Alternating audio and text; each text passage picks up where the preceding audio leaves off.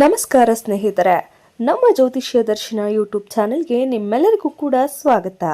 ಇಂದಿನ ವಿಡಿಯೋದಲ್ಲಿ ಸ್ತ್ರೀ ವಶೀಕರಣ ಕಾಮಾಕ್ಷಿ ಯಂತ್ರದ ಬಗ್ಗೆ ತಿಳಿದುಕೊಳ್ಳೋಣ. ವಿಡಿಯೋವನ್ನ ಕೊನೆಯವರೆಗೂ ನೋಡಿ ಮತ್ತು ನಮ್ಮ ಯೂಟ್ಯೂಬ್ ಚಾನೆಲ್ನ ಸಬ್ಸ್ಕ್ರೈಬ್ ಮಾಡಿಕೊಳ್ಳಿ. ಹಾಗೇನೆ ಮೊದಲಿಗೆ ನಾವು ಸ್ತ್ರೀ ವಶೀಕರಣ ಕಾಮಾಕ್ಷ ಯಂತ್ರವನ್ನ ಯಾಕೆ ಉಪಯೋಗಿಸ್ತಾರೆ ಅನ್ನೋದನ್ನ ತಿಳ್ಕೊಳ್ಬೇಕು. ಸಾಮಾನ್ಯವಾಗಿ ಸ್ತ್ರೀ ವಶೀಕರಣ ಎಂದರೆ ಎಲ್ಲರಿಗೂ ತಿಳಿದಿರುವಂತೆ ಸ್ತ್ರೀಯರನ್ನ ಯಾರು ತನ್ನನ್ನು ಇಷ್ಟಪಡುವಂತಹ ಅಥವಾ ತಾನು ಇಷ್ಟಪಡುವಂತಹ ಅಥವಾ ತನಗೆ ಇಷ್ಟವಾದಂತಹ ಸ್ತ್ರೀಯನ್ನ ತಮ್ಮ ಒಟ್ಟಿಗೆ ಅಂದರೆ ಅವರ ಬಳಿ ಸೆಳೆದುಕೊಳ್ಳುವಂತಹ ಒಂದು ವಶೀಕರಣವನ್ನೇ ಸ್ತ್ರೀ ವಶೀಕರಣ ಅಂತೇಳಿ ಕರಿತೀವಿ. ಹಾಗಾದರೆ ಈ ಒಂದು ಸ್ತ್ರೀ ವಶೀಕರಣ ಕಾಮಾಕ್ಷ ಯಂತ್ರವನ್ನು ನಾವು ಮನೆಯಲ್ಲೇ ನಮ್ಮ ವಿಧಾನದಲ್ಲೇ ಮಾಡಿ ನಾವು ಹೇಗೆ ಸ್ತ್ರೀಯರನ್ನು ವಶ ಪಡ್ಕೋಬೋದು ಅನ್ನೋದನ್ನು ಇವತ್ತಿನ ವಿಡಿಯೋದಲ್ಲಿ ತಿಳ್ಕೊಳ್ಳೋಣ. ಮತ್ತು ಇನ್ನೊಂದು ಮುನ್ಸೂಚನೆ ಏನಪ್ಪ ಅಂದರೆ ಇದನ್ನು ಅನಾವಶ್ಯಕವಾಗಿ ಬೇರೆ ಕಾರಣಗಳಿಗೆ ದಯವಿಟ್ಟು ಬಳಸಬೇಡಿ. ಹಾಗಾದರೆ ಬನ್ನಿ, ಸ್ತ್ರೀ ವಶೀಕರಣ ಕಾಮಾಕ್ಷ ಯಂತ್ರ ಮಾಡುವಂತಹ ವಿಧಾನ ಹೇಗಿದೆ ಅಂತ ನೋಡೋಣ. ಮೊದಲಿಗೆ ಗೋರಂಜನ ಕುಂಕುಮ ಮತ್ತು ಕರ್ಪೂರವನ್ನು ಸೇರಿಸಿ ಮಲ್ಲಿಗೆಯ ಲೇಖನಿಯಿಂದ ಒಂದು ಕ್ಷೋಷಣ ಯಂತ್ರವನ್ನು ನಿರ್ಮಾಣ ಮಾಡಬೇಕು. ಅಂದರೆ ನಾವು ಸ್ಕ್ರೀನ್ ಮೇಲೆ ಕೊಟ್ಟಿರ್ತಕ್ಕಂತಹ ಯಂತ್ರವನ್ನು ಬರೆಯಬೇಕು. ನಂತರ ಪತ್ರದ ಮೇಲೆ ರಚಿಸಿದ ಈ ಕ್ಷೋಕ್ಷಣದ ಹೊರಗೆ ಒಂದು ಚಕ್ರ ರಚಿಸಬೇಕು. ದಕ್ಷಿಣದಲ್ಲಿ 3 ಮತ್ತು ಈಶಾನ್ಯದಲ್ಲಿ 1 ದಳ ರಚಿಸಬೇಕು. ಹಾಗೆ ರಚನೆ ಮಾಡಿದ ಚಿತ್ರದಲ್ಲಿ ಸಾಧ್ಯ ವ್ಯಕ್ತಿಯ ಹೆಸರನ್ನ ಬರೆಯಬೇಕು.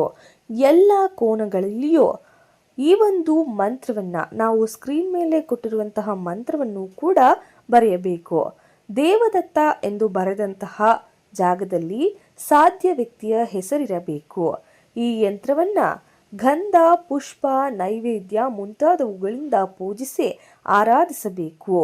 ನಂತರ ಬ್ರಾಹ್ಮಣ ಮತ್ತು ಸ್ತ್ರೀಯರಿಗೆ 7 ದಿನಗಳವರೆಗೆ ಭೋಜನ ಮಾಡಿಸಬೇಕು.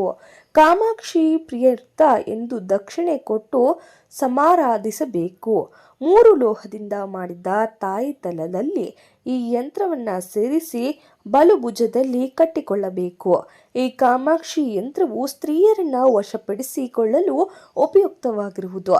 ಈ ಯಂತ್ರ ಧರಿಸಿದ ವ್ಯಕ್ತಿಯನ್ನ ನೋಡಿ ರಾಜಕುಮಾರಿಗೂ ಸಹ ಕಾಮಜ್ವರ ಉಂಟಾಗುವುದು ಸಾಧಾರಣ. ಸ್ತ್ರೀಯರು ಬೇಗ ಈ ಮಂತ್ರದಿಂದ ಅಥವಾ ಈ ಯಂತ್ರದಿಂದ ವಶವಾಗುತ್ತಾರೆ. ಇದೇ ರೀತಿಯ ಮಂತ್ರ, ಯಂತ್ರ ಹಾಗೆ ವಶೀಕರಣ ಇನ್ನಿತರೆ ಆಧ್ಯಾತ್ಮಿಕ ಧಾರ್ಮಿಕ ವಿಚಾರಗಳಿಗಾಗಿ ನಮ್ಮ ಯೂಟ್ಯೂಬ್ ಚಾನೆಲ್ನ ಸಬ್ಸ್ಕ್ರೈಬ್ ಮಾಡಿ. ಇದುವರೆಗೂ ವಿಡಿಯೋವನ್ನು ಕೊನೆವರೆಗೂ ನೋಡಿದ್ದಕ್ಕಾಗಿ ನಿಮ್ಮ ಪ್ರೀತಿಗಾಗಿ ಅನಂತ ಧನ್ಯವಾದಗಳು.